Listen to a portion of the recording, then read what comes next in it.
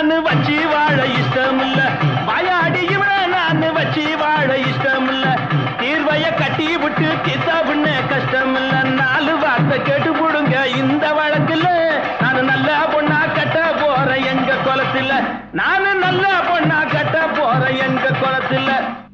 பொண்ணு தாயி நடந்ததெல்லாம் மறந்துபிட்டு ஒத்துமையா வாழ முயற்சி பண்ணுங்க.